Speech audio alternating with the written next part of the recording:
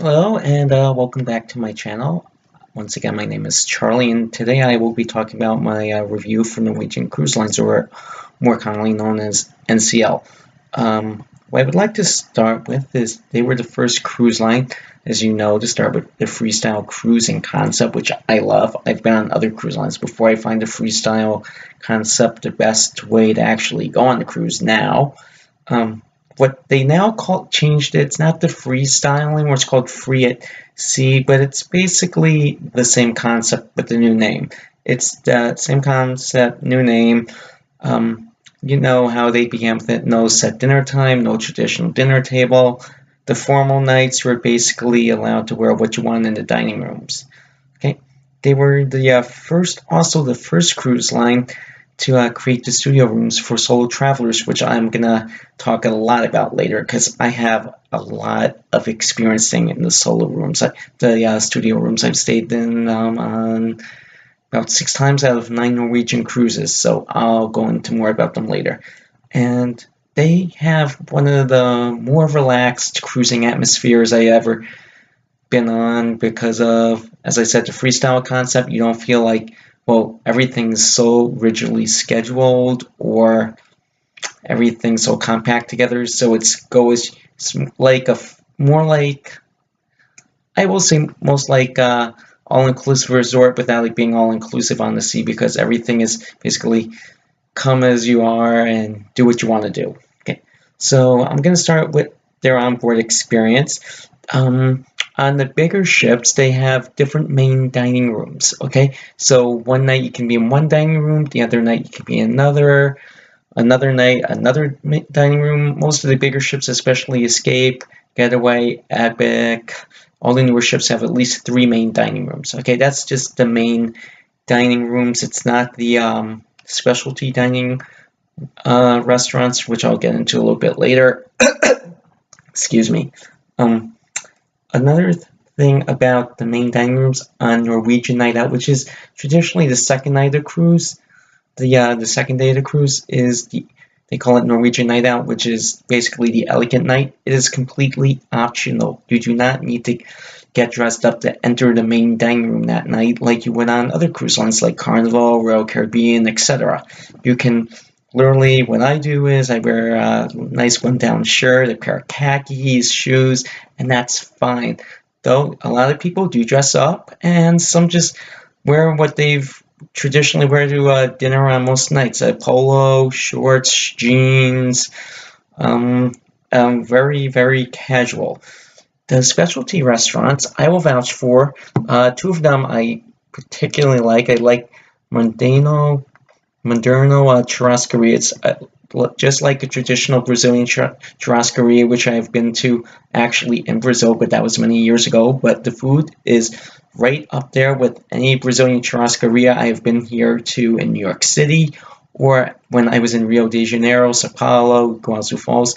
The food is right up there, and it is not even half the price. The price for the to get in per person for the churrascaria in New York City is about $80 per person. Here on the cruise ship, it's only $30. So you're getting top quality food just like you would at any other churrascaria, and it's about half the price. So that's something I would definitely recommend. Cagney Steakhouse, if you want a different type of steak that you're going to get in the main dining room, like you want a real steakhouse, you want your choices in the different type of steaks, I would suggest Cagney's. The other specialty restaurants, the Italian restaurant, that the hibachi grill, I don't necessarily need to go to those because I'm from New York. Italian restaurants, for me, I don't think it's going to be as good as the restaurants here in New York's. The hibachi grills, they're all over here in New York, so I can go for them back here at home for about, where it's more a la carte than it is $30 just to get in. And basically, I'm going to pay more to have what I want to have than I would back here home. So that's one thing. Certain restaurants I would do, certain I would not do, but that's up to everyone. Okay. When it comes to the thermal suite, I recommend on certain ships. I've booked it a few times, and they do allow you to pre-book the spa thermal suite before you go on a cruise. So once you book your cruise on NCL, any extras you want, the spa thermal suite I recommend 100%. It's very relaxing. If you want to get away from the pool because it's overcrowded, you just want to go somewhere where it's a nice, relaxing ambiance, I recommend 100%. They all have separate saunas, dip pool, the therapy pools, the relaxing therapy pools. They have those, which I've experienced before. Very nice. On certain ships, on the Getaway, they have a salt room. On the Escape, they have a snow room. I didn't go buy the one on the Escape last time. I might this time in December when I go on the Escape. I might get the spa pass for the thermal suite, and I'll let you know how that is later. Another thing on Norwegian that you definitely want to consider is buying the beach club pass. Now, on certain ships, on the Epic, it's called Posh. On the Getaway and Escape, it's called Vibe. They do have a flat fee. I believe it's about $100. I'm 100% sure. I haven't bought it, but I'm gonna buy it next time because I've learned that the pools on special NC days are so crowded. If you're unless you get up at 6 a.m. in the morning and leave your towels and your stuff by the pool, you're not getting a seat anywhere near there. You're not even in Spice H2O. You're going to be up on the upper sun decks, nowhere near the pool. So that's something you might want to consider if you don't want to have to worry about getting where you're going to sit by the pool or everything, getting a seat by the pool, getting anywhere near by the pool, being by a bar or something. They have their own private bar and Vibe, their own private hot tubs. They're more like sunbeds, not just chairs. They're like sunbeds. So it's something definitely want to consider if you want a little bit more comfort and you don't have to worry about getting up at first thing in the morning to lay your stuff out to get a seat by the pool. Space H2O is for adults only during the day until about 8 p.m. at night, from 8 a.m. to 8 p.m. when it's open. During the day, it's adults 18 and over. It's adults only. They have a separate bar. Some of them, the one on the Epic has a pool. The Getaway and the Escape don't have pools, but they do have a mini waterfall, which compensates for the pool. They also have the hot tubs. They have the big video screen, and Spice H2O is where, weather permitting, all the deck parties take place.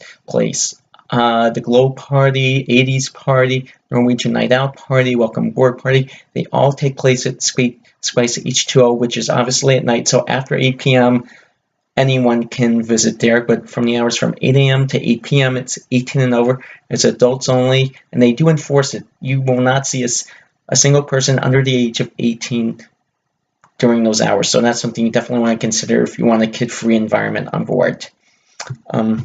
Now, on the Escape, the Getaway, I don't know if they have it on the Breakaway. I haven't done the Breakaway yet, but on all newer ships, they have this thing called the Waterfront, which is basically restaurants, bars. It's outside. It's outside on the deck area, which is a little walkway. They call it the Waterfront, which they have the different bars, different. You can walk around the restaurants. It's very nice. It's sort of like a waterfront, almost like a mini boardwalk type of atmosphere. It's very nice. They have it on the Getaway, the Escape, and that's why I want to talk about the waterfront. It's very nice. If it's very windy out, you probably want to think about staying inside. If it's not windy, it's a nice night. It's definitely a nice walk to do, and also you can get some very nice pictures out there as well during the sunset.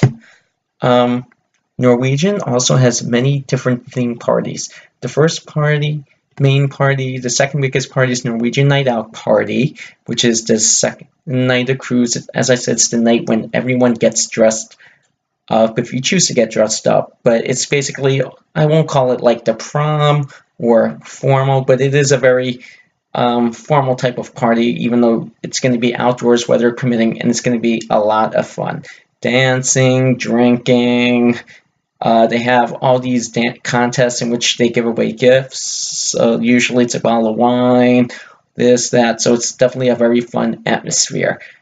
Other parties I've attended on Norwegian is an 80s party, a 70s party, Caribbean dance music party, and obviously the Glow Party. It used to be called the White Hot Party, but they changed names to the Glow Party. I'm not 100% sure why. The main theme is there now everyone either wears white or neon colors. So either hot neon colors or just wear white like I do. It's the signature party of the cruise. It's always the second to last night of the cruise, and the party usually goes from about 10 p.m. to midnight, and then the after party usually goes from about midnight to 2 a.m. in the lounge. Now, like I said, the parties are all outdoors, weather permitting. If they have the space H2O area, the party will take place outside unless it's poor weather, then they'll move the party inside, but the party will take place regardless of weather.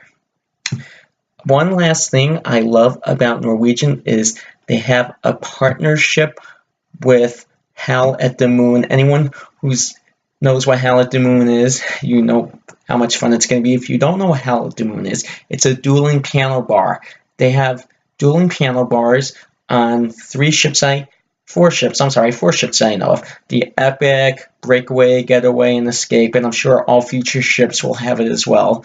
It's a dueling piano bar where you have two piano players going back and forth. They take requests, and about 11 o'clock at night, it becomes like a normal piano bar back home where it gets loud, rowdy, adult-only songs. They basically say if your kids are here, they probably should leave, otherwise you have a lot of explaining to do. You hear a lot of songs like Lucille, Alice, Fuck Her Gently, and all those type of songs. Now, that's what I want to say about the onboard experience. Now, as I said before, I want to talk about the studio rooms because I've been on 9 Norwegian cruises, number 10 in December. I'm not sure if I'm staying in the studio then because I'm not sure if I'm going by myself or with a friend then, but I have stayed in the studio 6 times. And what I want to say about the studios, if you're traveling by yourself, it's perfect. It really is. These rooms are made for one person only, and it's the best thing because you don't really have to pay extra. The studio rooms are about 99 square feet. They have a separate shower stall on one side, a toilet on the other side, a sink here. Your cabinet, which has your clothes, has a built-in, has a place for a flat screen TV. The phone is right by your bed, and on certain ships, the lights change colors. So it's really perfect for one person. I don't have a picture to show you. If I did, I would, but trust me, it's worth staying in if you're traveling by yourself. Another thing that you get exclusively staying in the studio rooms is the studio lounge. You get access to the studio lounge, which is basically for anyone who is staying inside the studio. Basically, you cannot access that lounge unless you are staying in the studio room. So your key card literally is your entrance to the lounge. Inside the lounge, most of them, except on the Escape, they have their own bar, but on the Escape, they have a waiter, someone from the waitstaff from the bar, taking your orders for whatever drinks you want to have. They have TVs, board games. They have video screen with all the activities on board. So they basically keep you very well entertained in there, and they keep you up to date on what's going on board.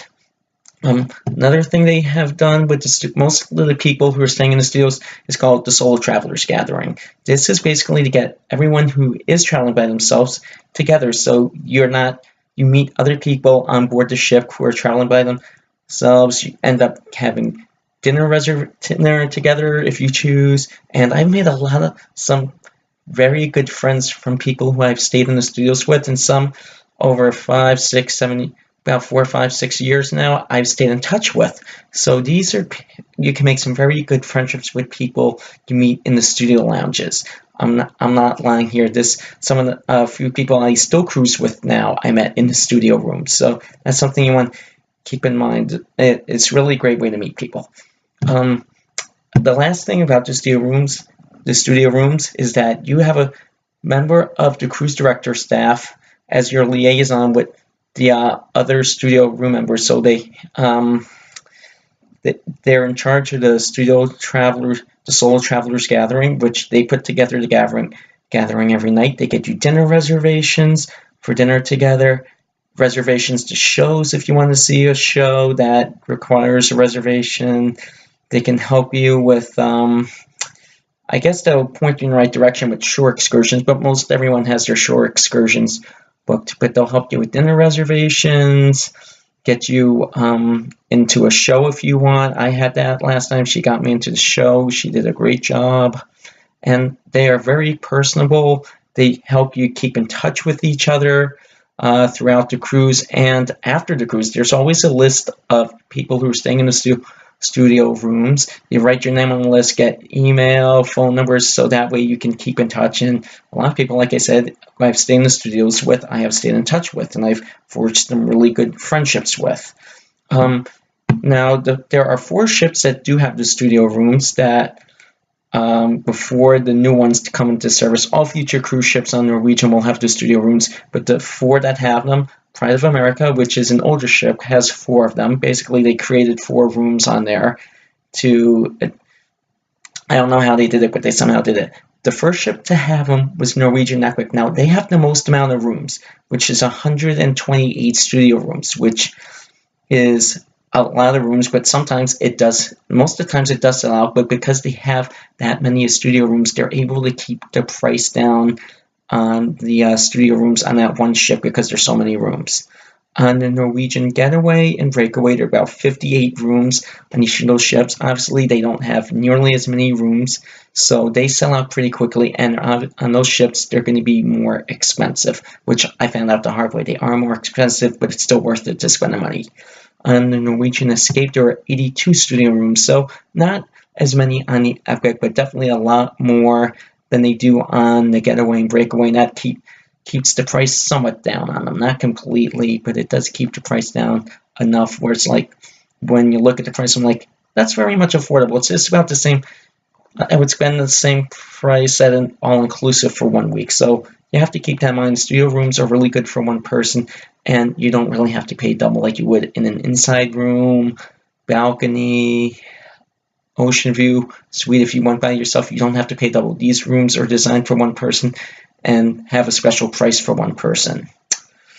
Oh, one of the last things I want to talk about on Norwegian Cruise Lines is the crew. They're all very friendly, very knowledgeable, and some crew members you will cruise with a few times. For 3 years in a row, I sailed on the same ship. I had the same piano player who I'm friends with to this day. I won't use his name here because I'm not sure if he'll get pissed at me or not if I do mention his name, but we sailed together 3 years. He played Hell at the Moon. He and I have become very close. We talk. If he's ever in New York, he lets me know if we can get together, work with my work schedule permitting. If I'm ever out where he lives, I'm going to let him know I'm out there so we can catch up and get together. Also, I sailed 3 years in a row on the Epic and Getaway. 3 years in a row had the same assistant cruise director. I have 2. That assistant cruise director is not with the cruise line anymore. I don't know where he went. I had another person I sailed with twice, assistant cruise director. He's a cruise director on Celebrity now, but a lot of the crew members, especially on the cruise staff, the cruise director staff, I have stayed in touch with them because I cruise with them so much. When they recognize me as soon as I get on board, I don't know how they recognize me. Maybe it's I was all over the ship the entire time. I don't know, but some of them do remember me. You're like, "Hey, Charlie, how you doing?" In the first day of the cruise, so they're very knowledgeable and they do have very good memories, especially if you cruise a lot. The last thing I want to talk about is the cruise director is always around on the ship. The cruise director and assistant cruise director are always around. You'll see them at the parties. You'll see them all over the ship. They are very approachable, very friendly. They'll definitely if they can't have the time, they'll have a conversation with you, and they might even have a drink with you if it's at a party where they're allowed to drink or something, depending if they're on duty or not, or if it allows them to have a drink. They'll have a drink with you. A couple of years ago on my birthday, I was on the Getaway, and the assistant cruise director, who's not there anymore, said bought me a drink for my birthday, and that was very nice of him. He didn't have to do it. I had an onboard credit, but he's like, "It's your birthday, I'm getting you a drink." And so, as I said, the cruise director and the assistant cruise director, entire cruise director staff is very friendly, very approachable, and if you get a chance to hang out with them, you will have a lot of fun with them. So, in closing, what I want to say about Norwegian Cruise Lines is they have excellent service. They have absolutely great for families. I've seen families on them every cruise. They're really good for families, especially Norwegian Escape. If you have any children 2 years of age or younger, they actually have a nursery on board. So it's not like the regular kids program. This is designed specifically for younger children under the age of 2, sort of like a nursery program. So that's something you might want to consider if you have very young children. That's Norwegian. You want to consider them, definitely that ship. They have great kids programs. I see the kids programs all over the ship. Kids are having a ball. So they're great for families and children. Obviously, they are great for single and solo travelers. You heard me talk about the solo rooms, the solo travelers gathering. They're phenomenal with that, with solo and single travelers. Basically, I think they're great for cruisers of all ages, And I'm going to make a bold statement here. I obviously give them two thumbs up, or however you want to put it. My 100% recommendation is to try a cruise on NCL. Now, they're not for everyone. I have a friend who cruised before. She's not a big fan of them. She didn't like the freestyle concept, but to each his own. Everyone has their own way of cruising.